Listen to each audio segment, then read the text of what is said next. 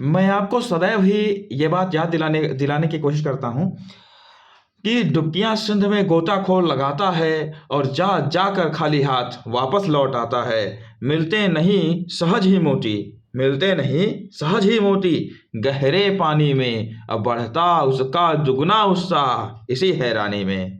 ठीक है, मोती के ना मिलने से कभी भी गोताखोर हैरान नहीं होते, दोबारा डुबकी लगाते हैं। तो उसी की बात कर रहा है कि मिलते नहीं सहज ही मोती गहरे पानी में, बढ़ता उसका दुगना उत्साह इसी हैरानी में, और मुट्ठी उसकी खाली हर बार नहीं होती, और कोशिश करने वालों की कभी हार नहीं होती।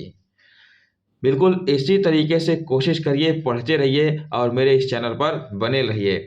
अपने पूरे के पूरे इतिहास जैसे सब्जेक्ट को आप पढ़िए और यकीन मानिए आपको पूरा का पूरा सिलेबस समझ में आएगा और आपको सारी की सारी घटनाएं समझ में आएंगी। अगर नहीं समझ में आता, मैं आपको स्टोरी के रूप में भी समझाने का प्रयत्न करूंगा, बस आप बने रहिए ना। देखिए, अभी हम जहां से पढ़ने वाले हैं वो है ब्राह्मण, आरण्यक और उपनिषद। इसके पहले हमने वेदों को पढ़ा हुआ है और कहा 4 वेदों को पढ़ने वाले को क्या कहा जाता है? संहिता कहा जाता है। ठीक है, वीडियो में पढ़ाने से पहले मैं आपको याद दिला दूं कि मेरे इस वीडियो को लाइक भी करना है, शेयर भी करना है और सब्सक्राइब करना है। देखिए, मेरे चैनल को सब्सक्राइब कर दीजिए और जितना हो सके मैक्सिमम शेयर करिए इसको ना, जितनी आपकी क्षमता हो उतना ही इसको शेयर करिए। यहाँ समझने का प्रयास करिए ब्राह्मण, आरण्यक तथा उपनिषद ना। यहाँ पे पढ़ाने का प्रयत्न किया जा रहा है ब्राह्मण क्या है, आरण्यक क्या है और उपनिषद क्या है ना। कह रहा है संहिता के पश्चात ब्राह्मण, आरण्यक तथा उपनिषद का स्थान है, यानी ग्रंथों की बात कर रहा है। ठीक है ना। इस इनसे उत्तर वैदिक कालीन समाज तथा संस्कृति विषय में महत्वपूर्ण जानकारी प्राप्त होती है। ब्राह्मण ग्रंथ वैदिक संहिताओं की व्याख्या के लिए गद्य में लिखे गए हैं। ठीक है, जो ब्राह्मण ग्रंथ हैं वो क्या वो किस में लिखे गए? गद्य में, है ना, क्योंकि इसमें वैदिक संहिताओं की व्याख्या करनी है। प्रत्येक संहिता के लिए अलग अलग ब्राह्मण ग्रंथ लिखे गए हैं जो निम्न है ना। तो अलग अलग संहिता के लिए अलग अलग ब्राह्मण ग्रंथ जैसे कौन कौन से हैं? ऋग्वेद, जो ऋग्वेद लिखा हुआ है वो ऐतरेय एवं कौशितकीय ब्राह्मण के लिए लिखा गया है। ठीक है ना। इसकी जो संहिता है वो ऐतरेय और कौशितकी है। यजुर्वेद में शतपथ ब्राह्मण और तैत्तिरीय ब्राह्मण, इस प्रकार से समझिए इसको। जो सामवेद है वो पंचविश एवं षड्विध ब्राह्मण, और जो अथर्ववेद है गोपथ ब्राह्मण। ठीक है ना। इस प्रकार से सामवेद की कई सारी संहिताएं हैं, उन संहिताओं को कहा जा रहा है। जो ऋग्वेद है उसमें ऐतरेय तथा कौशितकी ब्राह्मण ये संहिता है। यजुर्वेद की जो संहिता है वो शतपथ और तैत्तिरीय ब्राह्मण है। सामवेद की जो संहिता है वो पंचविश एवं षड्विश ब्राह्मण है। अथर्ववेद की जो संहिता है वो गोपथ ब्राह्मण है। आगे देखिए वेदांग तथा सूत्र। वेदों को भली भांति समझने के लिए 6 वेदांग की रचना की गई। ठीक है ना। कितने वेदांगों की रचना की गई? 6 वेदांगों की रचना की गई। और इन 6 वेदांगों को क्यों बनाया गया? वेदों को भली भांति समझने के लिए। सारे पॉइंट को हाईलाइट करते चलेंगे, याद करते चलेंगे। अब उनमें से 6 वेदांग कौन कौन से? सबसे पहला शिक्षा यानी कि उच्चतम उच्चारण की विधि, फिर ज्योतिष यानी कि भाग्यफल बताना, कल्प यानी कि कर्मकांड, व्याकरण यानी कि शब्द प्रयुक्त, किस प्रकार के शब्दों का प्रयोग किया जाएगा, निरुक्त यानी कि भाषा विज्ञान, तथा छंद यानी चतुष्पदी श्लोक। देखिए, अलग अलग प्रकार से उस समय विद्या को दिया जाता था, है ना। तो जैसे शिक्षा उच्चारण विधि, ज्योतिष के द्वारा भाग्यफल का बताना, कल्प के द्वारा कर्म कांडों को बताना ना, व्याकरण के लिए व्याकरण से शब्द व्युत्पत्ति बताना, किस प्रकार से शब्द निकले हुए हैं, और इस तरीके से निरुक्त को भाषा विज्ञान, छंद को चतुष्पदी श्लोक कहा जाता था ना। ये वेदों के शुद्ध उच्चारण तथा यज्ञादि करने में सहायक थे। इसी प्रकार वैदिक साहित्य को अक्षुण्ण बनाए रखने के लिए सूत्र साहित्य का प्रणयन किया गया, है ना, यानी कि यह सदैव ही बना रहे, इसके लिए क्या किया? इसके लिए सूत्र साहित्य बनाया गया। श्रौत सूत्र, गृह सूत्र, धर्म सूत्र। इसमें देखिए कौन कौन सा? श्रौत सूत्र यानी सुन करके, गृह सूत्र घर में सुन करके, धर्म सूत्र धर्म के आधार पर। अध्ययन से हम यज्ञीय विधि विधानों, कर्म कांडों तथा राजनीति विधि एवं व्यवहार से संबंधित महत्वपूर्ण जानकारी प्राप्त करते हैं। ये सभी अलग अलग प्रकार हैं। ठीक है ना। अलग अलग प्रकार हैं जिनसे इतिहास की रचना की गई है। आइए देखते हैं महाकाव्य। ठीक है। वैदिक साहित्य के बाद भारतीय साहित्य में महाकाव्यों काव्यों का समय आता है, जब काव्य बने। इसमें रामायण और महाभारत प्रमुख हैं। देखिए, महाकाव्य में दो ही काव्य जो है प्रमुख है, रामायण और महाभारत। रामायण हमारा आदि काव्य है। रामायण जो है हमारा आदि काव्य है, सबसे पुराना काव्य रामायण है, जिसकी रचना महर्षि वाल्मीकि ने की। याद रखिए, रामायण की रचना किसने की है? महर्षि वाल्मीकि ने। इसमें हमें हिंदुओं तथा यवनों शकों के संघर्ष का वर्णन मिलता है। हिंदू, यवन और शक, इन सभी के संघर्ष का वर्णन मिलता है। महाभारत की रचना, जो महाभारत है, इसकी रचना किसने की? वेद व्यास ने की। इससे प्राचीन भारतवर्ष की सामाजिक, धार्मिक, राजनीतिक दशा का वर्णन मिलता है ना। प्राचीन भारत में सामाजिक, धार्मिक और राजनीतिक दशाएं किस प्रकार से, इसका वर्णन प्राप्त होता है। अगला देखिए, पुराण। ठीक है, यहाँ पर पुराणों को समझने का प्रयत्न करेंगे। कह रहे पुराणों में प्राचीन भारतीय इतिहास का अच्छा क्रमबद्ध विवरण मिलता है ना। पुराणों की संख्या कितनी है? 18 है। यहां से समझिएगा कि पुराणों के जो रचयिता एवं संकलन करता है, पुराणों के जो रचयिता है और संकलन करता है, लोमहर्ष तथा उनके पुत्र उग्रश्राव को माना जाता है ना। जो पुराणों के रचयिता एवं संकलन करता है, लोमहर्ष हैं तथा उनके पुत्र उग्रश्राव हैं। पुराणों में मत्स्य पुराण सबसे प्राचीन एवं प्रामाणिक है। बहुत सारे पुराण हैं, लेकिन जो मत्स्य पुराण है वो सबसे प्राचीन है। अब हमको बहुत सारे 12 पुराणों को ध्यान देने की आवश्यकता नहीं है, इसमें नहीं है, लेकिन मैं आपको पुराणों पर एक अलग वीडियो प्रोवाइड कर दूंगा कि कौन कौन से पुराणों में क्या क्या चीजें हमको प्राप्त होती हैं। यहाँ देखिए, पुराण प्राचीन काल से लेकर गुप्त काल तक की ऐतिहासिक घटनाओं का परिचय देते हैं। कहाँ से? गुप्त काल से लेकर के ऐतिहासिक, प्राचीन काल से लेकर के गुप्त काल तक की घटनाओं का विवरण देते हैं। 6ठी शताब्दी ईसा पूर्व के पहले प्राचीन भारतीय इतिहास के पुनर्निर्माण के लिए पुराण ही एकमात्र स्रोत है ना। एकमात्र पुराण के द्वारा ही लिखा गया है। अब देखिए, ब्राह्मण ग्रंथ के बाद ब्राह्मणेतर ग्रंथ, यानी कि ब्राह्मण ग्रंथ के बाद का ग्रंथ जो है बौद्ध साहित्य। देखिए, प्राचीन भारतीय साधन के रूप में बौद्ध साहित्य विशेष महत्वपूर्ण है। इसमें इन ग्रंथों में सबसे जो महत्वपूर्ण है वो है त्रिपिटक। देखिए, त्रिपिटक बुद्ध की शिक्षाओं का संकलन है। त्रिपिटक, देखिए ये त्रिपिटक महत्वपूर्ण है। इस त्रिपिटक क्या है? बुद्ध की शिक्षाओं का संकलन है। त्रिपिटक बुद्ध की शिक्षाओं का संकलन है। इसे 3 भागों में विभाजित किया जाता है, जो अभी नाम बताया था मैंने, विनय पिटक, सुत्त पिटक और अभिधम्म पिटक। विनय पिटक, देखिए विनय पिटक संघ संबंधी नियमावली तथा आचार संबंधी शिक्षाओं का संग्रह है। सुत्त पिटक धार्मिक सिद्धांत तथा धर्मोपदेश का संग्रह है। वहीं अभिधम्म पिटक दार्शनिक सिद्धांतों का संग्रह है। अलग अलग चीजें, जैसे विनय पिटक में आपको जो मिलेगा वो संघ संबंधी तथा नियम है। जो संघ है ना, जो लोग समूह संबंधित नियम है, किस प्रकार से शासन व्यवस्था है। आचार संबंधी कह रहा शिक्षा है ना, शिक्षा है। जो सुत्त पिटक इसमें धार्मिक सिद्धांत है, धर्मोपदेश है, किस प्रकार से धर्म का निर्वाह किया जाए। और जो अभिधम्म पिटक उसमें दार्शनिक सिद्धांत है। इस प्रकार से समझिएगा। देखिए, बौद्ध ग्रंथ पाली भाषा में लिखे गए हैं। सभी के सभी बौद्ध ग्रंथ किस भाषा में लिखे गए हैं? पाली भाषा में। बहुत महत्वपूर्ण है ये। बौद्ध ग्रंथों से संबंधित जातकों में बुद्ध से संबंधित घटनाओं का वर्णन किया गया है ना। जैसे वहां पर श्लोक लिखे जाते हैं, वैसे बौद्ध धर्म में जो लिखा गया उसे जातक कहते हैं। और जातकों में भगवान बुद्ध से संबंधित घटनाओं का वर्णन मिलता है। दीपवंश तथा महावंश, देखिए दीपवंश तथा महावंश नामक 2 पाली ग्रंथों में मौर्यकालीन इतिहास के विषय में जानकारी मिलती है ना। कह रहा दीपवंश और महावंश दो पाली ग्रंथ हैं, जिसपे कहाँ पे मौर्यकालीन इतिहास के बारे में जानकारी मिल रही है ना। नागसेन द्वितीय द्वारा रचित मिलिंद पन्नो, देखिए मिलिंद पन्नो जो है वो पाली भाषा में रचित महत्वपूर्ण ग्रंथ है। इसमें मिलिंद पन्नो में कह रहा हिंद यमन शासक का नाम है मिनांडर, इसके बारे में सूचना मिलती है। बौद्ध धर्म के हीनयान संप्रदाय का प्रमुख ग्रंथ कथा वस्तु है। देखिए कथा वस्तु है, जिसमें महात्मा बुद्ध के जीवन चरित्र व अनेक कथनाओं के साथ वर्णित है। हीनयान, जब जो बौद्ध धर्म के हीनयान संप्रदाय का प्रमुख वंश कथा वस्तु है ना। और इस कथा वस्तु में महात्मा बुद्ध के जीवन चरित्र अनेक कथानकों के साथ वर्णित है ना। अनेक अनेक जो कहानी कहने वाले हैं अनेक प्रकार से इसको वर्णित किए हैं। महायान देखिए, महायान संप्रदाय के ग्रंथ ललित विस्तार, जो महायान है, हीनयान का जो प्रमुख ग्रंथ है वो कथा वस्तु था, लेकिन जो महायान का जो प्रमुख ग्रंथ है उसे कह रहे हैं ललित विस्तार या दिव्यावदान ना।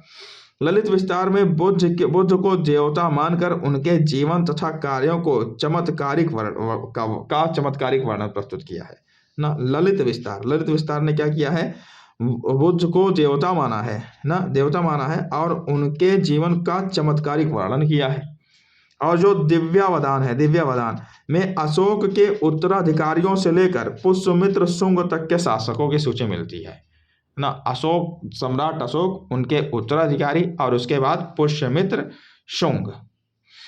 आगे देखिए जो जैन साहित्य को आगम कहा जाता है, आगम ना। जैन ग्रंथों में परिशिष्ट पर्वन, भद्रबाहु चरित्र ना, अचरांग सूत्र, भगवती सूत्र, कलिका पुराण आदि प्रमुख हैं ना। जो जैन साहित्य है उसे आगम कहा जाता है और इसमें परिशिष्ट पर्वन, भद्रबाहु चरित्र, आचरांग सूत्र, भगवती सूत्र, कलिका पुराण ये सभी फेमस हैं। जैन धर्म का प्रारंभिक इतिहास कल्पसूत्र से ज्ञात होता है। जो जैन धर्म का प्रारंभिक इतिहास है वह कल्पसूत्र से ज्ञात होता है, जिसकी रचना किसने की थी, भद्रबाहु ने की थी। देखिए कल्पसूत्र की रचना किसने की, भद्रबाहु ने। इसके आगे की बात को समझिए, लौकिक साहित्य ना। तो लौकिक साहित्य के अंतर्गत ऐतिहासिक एवं अर्ध ऐतिहासिक ग्रंथों तथा जीवनियों का विशेष रूप से उल्लेख है। ऐतिहासिक रचनाओं में अर्थशास्त्र का विशेष रूप से उल्लेख किया जाता है। अर्थशास्त्र की रचना किसने की थी, चंद्रगुप्त मौर्य के प्रधानमंत्री, उनके गुरु भी हैं, कौटिल्य ने की थी ना। कौटिल्य का लिखा हुआ अर्थशास्त्र आज भी माना जाता है। इनमें चंद्रगुप्त मौर्य के शासन व्यवस्था पर पर्याप्त प्रकाश डाला गया है, ठीक है ना। चंद्रगुप्त मौर्य के शासन व्यवस्था पर इसमें प्रकाश डाला गया है। लौकिक साहित्यों में ही कल्हड़ द्वारा रचित जो राजतरंगिणी है ना, इसका भी विशेष उल्लेख है। यह संस्कृत साहित्य में ऐतिहासिक घटनाओं के क्रमबद्ध इतिहास को लिखने का प्रथम प्रयास है। देखिए जो राजतरंगिणी है ना, संस्कृत साहित्य में ना, इसने ऐतिहासिक घटनाओं को क्रमबद्ध में लिखने का प्रथम प्रयास किया है। इसमें आदिकाल से लेकर 1151 ईस्वी के आरंभ तक के कश्मीर के प्रत्येक शासन के काल की घटनाओं का क्रमानुसार वर्णन दिया हुआ है। देखिए कब से कब तक का करा, 1151 के आरंभ तक के कश्मीर के प्रत्येक शासक के काल की घटनाओं का ना। कश्मीर में कौन कौन से प्रशासक हुए कह रहा है यहाँ देखिए। अर्ध ऐतिहासिक रचनाओं में पाणिनि का अष्टाध्यायी ना, अर्ध ऐतिहासिक घटना में पाणिनि का लिखा हुआ अष्टाध्यायी, कात्यायन का वर्तिका, पतंजलि का महाभाष्य और विशाखा दत्त का मुद्रा राक्षस, और जो कालिदास थे, कालिदास का जो मालविकाग्निमित्रम है इसका उल्लेख है। ऐतिहासिक जीवनियों में देखिए कालिदास का मालविकाग्निमित्रम बहुत इंपॉर्टेंट है। ऐतिहासिक जीवनियों में अश्वघोषकृत बुद्ध चरित्र, बाणभट्ट का हर्षचरित्र, देखिए अश्वघोष का बुद्ध चरित्र, बाणभट्ट का हर्षचरित्र, वाकपति का गौडवहो और विल्लड़ का विक्रमांक देव चरित्र, और संध्याकर नदीकृत रामचरित्र, हेमचंद्रकृत कुमार पाल चरित्र तथा जयानकृत पृथ्वीराज विदय आदि महत्वपूर्ण है ना। यहाँ पर इतने सारे लौकिक साहित्य हैं जिनके द्वारा हमारे इतिहास की रचना की गई है। यहाँ पर कुछ प्रमुख साहित्य दिए गए हैं जिनकी रचना हुई है और उसमें कौन कौन से तथ्य शामिल हैं, ये चीज यहाँ पर बताने का प्रयत्न किया है। हम एक बार देख लेंगे।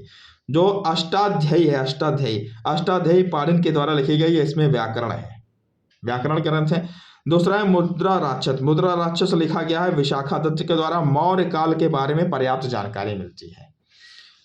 इसके अलावा महाभाष्य है, महाभाष्य पतंजलि के द्वारा लिखा गया है, इसमें पुष्यमित्र शुंग के विषय में जानकारी मिलती है, ठीक है ना। और महाभाष्य अष्टाध्यायी पर टीका है। कथा सरित सागर यह सोमदेव के द्वारा लिखा गया है। मौर्य काल के विषय में जानकारी मिलती है ना।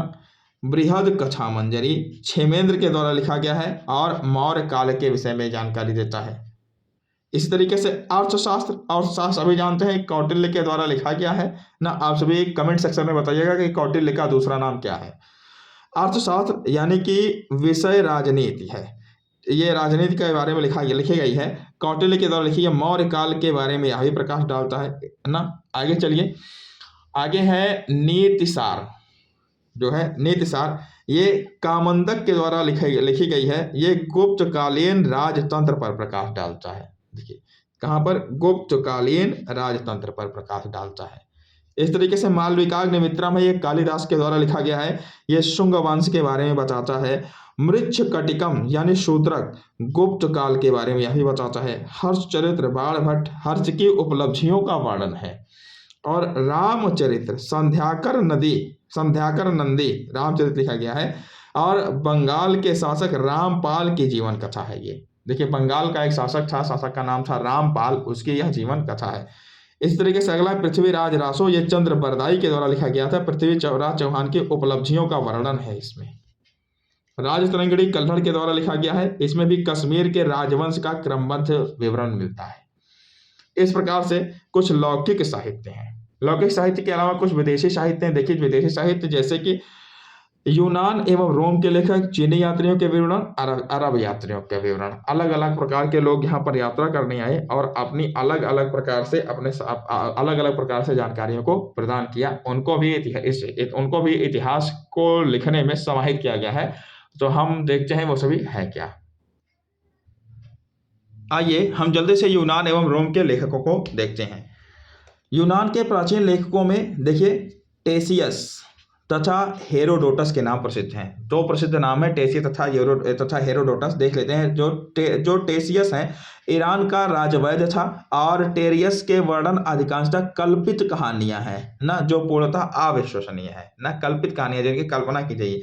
जो हेरोडोटस है, देखिए हेरोडोटस को ही क्या कहा जाता है, इतिहास का पिता कहा जाता है। यही आपको जानकारी मिल रही है, हेरोडोटस को इतिहास का पिता कहा जाता है। इन्होंने 5वीं सदी ईसा पूर्व में हिस्टोरिका की रचना की थी ना। भारत के लिए इन्होंने रचना की थी हिस्टोरिका की। इसमें भारत फारस के संबंधों का वर्णन मिलता है।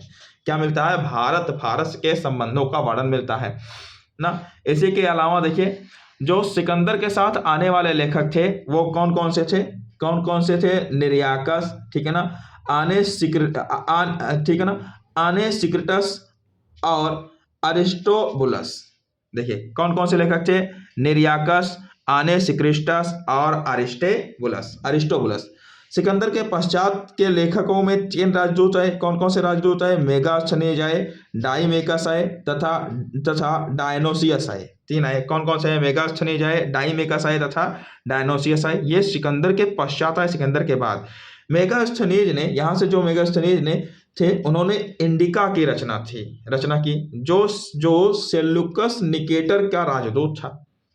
देखिए सेल्यूकस निकेटर के बारे में आगे आपको जानकारी देंगे, लेकिन अभी बात समझिए। जो मेगास्थनीज था उसने इंडिका की रचना की और ये जो मेगास्थनीज था वो सेल्यूकस निकेटर का राजदूत था, ठीक है ना। देखिए मेगास्थनीज ने इंडिका में मौर्य युग समाज व संस्कृति के विषय में लिखा है। इंडिका में क्या चीज मिलता है, मौर्य युगीन समाज मिलता है और उनको वहाँ की संस्कृतियों के बारे में मालूम चलता है। देखिए जो डाइमेकस था यह सीरियन नरेश न अंतियोकस का राजदूत था। यह बिंदुसार के राज दरबार में आया था। कब आया था, यह बिंदुसार के राज दरबार में। डायोनियस यह मिस्र नरेश टालेमी, देखिए मिस्र नरेश टालेमी फिलाडेल्फस का राजदूत था। जैसे अभी अपने यहाँ के अलग अलग राजदूत जाते हैं और अलग अलग देशों में रहते हैं ना, ब्रांड एम्बेसडर बन के, उसी प्रकार से पहले भी राजदूत आया करते थे। ये सब वही है ना, ठीक है। तो जो डायोनियस आया था, डायोनिसियस आया था। यह मिस्र नरेश टालेमी फिलाडेल्फस का राजदूत था जो बिंदुसार के राज दरबार में आया था। किसके राज दरबार में आया था, बिंदुसार के राज दरबार में आया था। और यह बात अन्य स्रोतों से पढ़ने को मिलता है। प्लिनी को देखिए, प्लिनी को इनसे पहली सदी में नेचुरल हिस्ट्री नामक पुस्तक लिखी ना। ये जो प्लिनी था, प्लिनी ने नेचुरल हिस्ट्री नामक पुस्तक लिखी पहली ही सदी में ना, जिसमें भारत के पशुओं, पौधों और खनिज पदार्थों की जानकारी मिलती है। यहाँ समझिए, जो टालमी की पुस्तक है, टालमी की पुस्तक का नाम है जियोग्राफी। देखिए, जियोग्राफी नहीं कहिएगा, जियोग्राफी है। और किसी अज्ञात लेखक की पुस्तक ठीक है ना, पेरिप्लस ऑफ द एरिथ्रियन सी। देखिए, ये टालेमी की नहीं है, पेरिप्लस ऑफ द एरिथ्रियन सी ना, ये महत्वपूर्ण है क्योंकि इससे भारत के भूगोल का व्यापारिक वस्तुओं के बारे में जानकारी मिलती है ना। ये सबसे पहले भारत के भूगोल तथा व्यापारिक वस्तुओं के बारे में सबसे पहली जानकारी जो मिलती है, पेरिप्लस ऑफ एरिथ्रियन सी। ये इसके लेखक का नाम ही नहीं मालूम चला है आज तक। यहीं पर चीनी यात्रियों के विवरण को समझिए। प्राचीन भारतीय इतिहास के स्रोतों में चीनी यात्रियों के यात्रा वृत्तांत भी महत्वपूर्ण स्थान रखते हैं। ये चीनी यात्री बौद्ध मतानुयायी थे। ये याद रखिएगा, जो चीनी यात्री थे वे बौद्ध मतानुयायी थे। चीन में सबसे ज्यादा प्रसिद्ध जो धर्म है वो बौद्ध धर्म है, ठीक है ना। तथा भारत में बौद्ध तीर्थ स्थानों की यात्रा तथा बौद्ध धर्म के विषय में जानकारी प्राप्त करने के लिए आए थे। इनमें प्रमुख थे, कौन कौन आए थे? फाहियान था, वेनसांग था और इत्सिंग था। ये 3 नाम बहुत महत्वपूर्ण है ना, फाहियान, वेनसांग और इत्सिंग। तीनों के तीनों नाम बहुत महत्वपूर्ण हैं। देखिए, जो फाहियान था वो 5वीं सदी के प्रारंभ में चंद्रगुप्त द्वितीय, जिन्हें हम विक्रमादित्य जानते हैं, विक्रमादित्य जिनकी कहानी बहुत प्रचलित है, उन्हीं के बारे में कह रहा है। या 5वीं सदी के प्रारंभ में चंद्रगुप्त द्वितीय यानी कि विक्रमादित्य के शासनकाल में भारत आया और इसने भारतीय समाज यहाँ तक कि संस्कृति और आर्थिक स्थिति पर प्रभाव डाला ना। इसने भारतीय समाज यहाँ तक कि समाज की सांस्कृतिक और आर्थिक स्थितियों पर भी प्रकाश डाला। दूसरा है वेनसांग, यह 7वीं सदी में हर्षवर्धन के समय आया था ना। इसने सियोकी की रचना की। इसकी जो रचना है, रचना का नाम है सियोकी, याद रखिएगा। इत्सिंग 7वीं शताब्दी में आया, यह भी 7वीं शताब्दी में ही आया। और इसने अपने विवरण में नालंदा विश्वविद्यालय, विक्रमशिला विश्वविद्यालय तथा अपने समय के भारत का वर्णन किया है। किसका? नालंदा विश्वविद्यालय, विक्रमशिला विश्वविद्यालय ना, तथा अपने समय के भारत का वर्णन किया है। ठीक है, आप कमेंट सेक्शन में बताइएगा कि नालंदा विश्वविद्यालय का विघटन किस प्रकार हुआ। यदि आपने इतिहास पढ़ा है तो आप इसको बताने का प्रयत्न करिएगा कि नालंदा विश्वविद्यालय का विघटन किस प्रकार हुआ। आप सभी कमेंट सेक्शन में जवाब दीजिए, उसके बाद मैं इसका सलूशन आपको बताऊंगा। आगे चलिए, अरब यात्रियों के विवरण। अरब व्यापारियों तथा लेखकों के विवरणों में से हमें पूर्व मध्यकालीन भारतीय समाज एवं संस्कृति के विषय में पर्याप्त जानकारी मिलती है।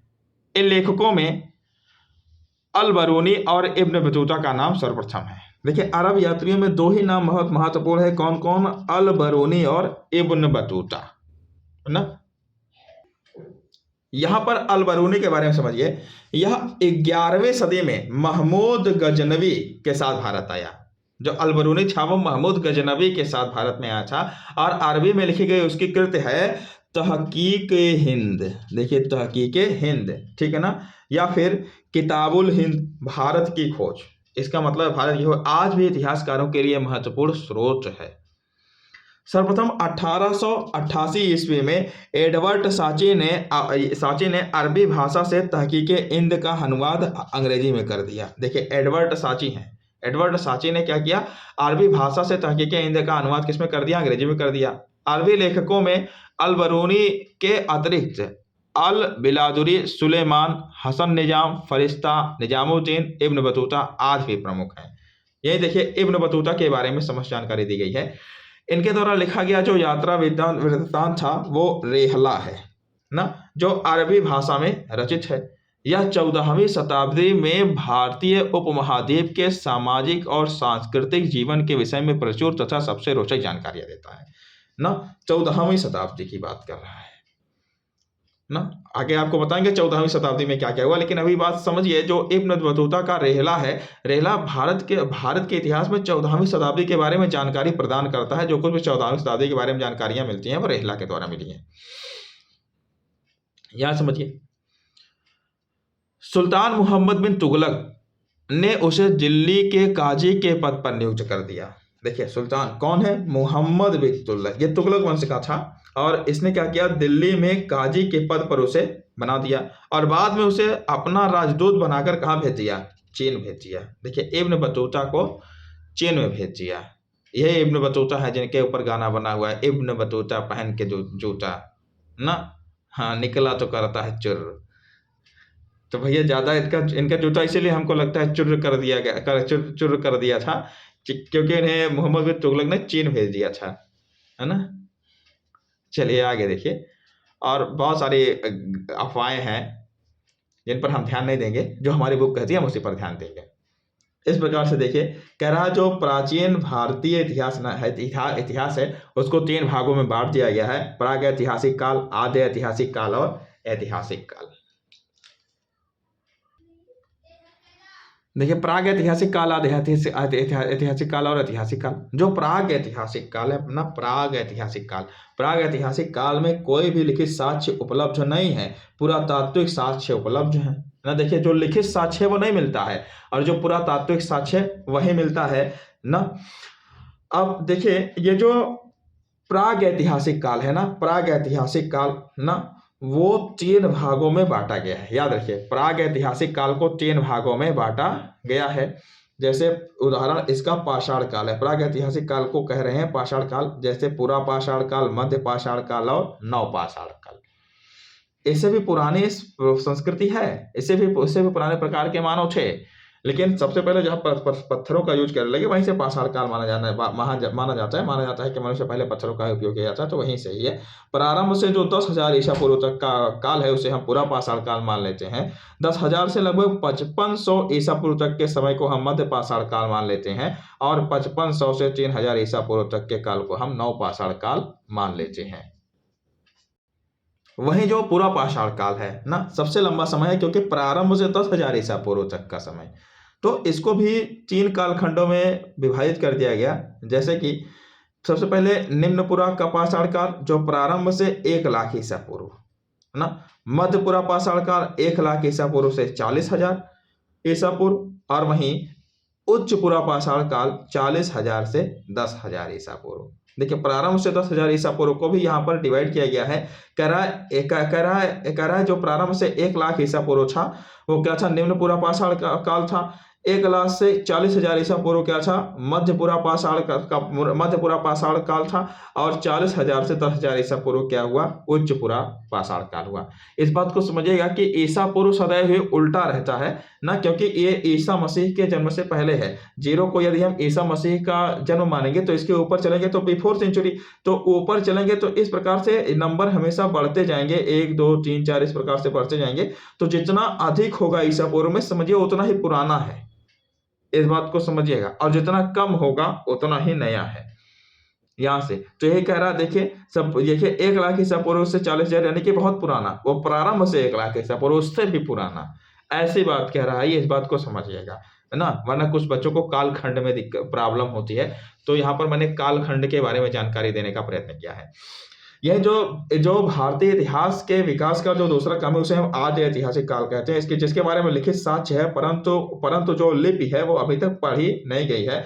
सैंधव सभ्यता इसका मुख्य उदाहरण है ना, इंडस वैली सिविलाइजेशन। देखिए वैदिक संस्कृति यहाँ पर लिखा हुआ है, लेकिन वैदिक संस्कृति के लिपि को कुछ हद तक पढ़ा जा सका है, इसलिए इसमें नहीं डाले, तो इसलिए इसमें नहीं डालते हैं, कुछ हद तक के कारण यहाँ पर ये लिखा हुआ है, ठीक है ना। जो मुख्य है वो मुख्यतः हम सैंधव सभ्यता यानी सिंधु घाटी सभ्यता को ही याद रखेंगे। यही ऐतिहासिक काल की बात करें तो ऐतिहासिक काल में देखिए ऐतिहासिक काल जो है वो पुरातात्विक एवं साहित्यिक दोनों प्रकार के साक्ष्य उपलब्ध हुए हैं ना, यानी कि लिखा भी और इसको पढ़ा भी जा सका ना। यह काल पुरातात्विक साहित्य तथा विदेशी यात्रियों के विवरण पर निर्भर करता है। अलग अलग प्रकार के स्रोतों से अलग अलग प्रकार की जानकारियां प्राप्त होती हैं। तो हम अब यहाँ पर इस चैप्टर का पार्ट फर्स्ट पूरी तरीके से समाप्त हो चुका है। अब हमें जो पढ़ना है वो है पाषाण युग से चालू करना है, और ऐसा माना जाता है कि जो हमारा पुरातन इतिहास है वो यहीं से शुरू होता है ना। इतिहास जो है यहीं शुरू होता है। अभी तक तो हम देख रहे थे कि इतिहास जो हमारा बना वो किस प्रकार से लिखा गया, किसके किसके द्वारा लिखा गया और इसमें कौन कौन सी सामग्रियों का उपयोग किया गया। अब इन सामग्रियों के उपयोग के आधार पर जिस इतिहास को लिखा गया, हम उस इतिहास को पढ़ने का प्रयत्न करेंगे, उसका विवरणात्मक अध्ययन करेंगे। तो बने रहिए हमारे इस लेक्चर में और मिलिए अगले लेक्चर में। इसी के साथ हमारे इस चैनल को सब्सक्राइब कर दीजिए, वीडियो को लाइक कर दीजिए और मैक्सिमम बच्चों तक शेयर करके जहां तक आपकी पहुंच हो। ठीक है, चलिए शेयर करते रहिए और आगे बढ़ते रहिए।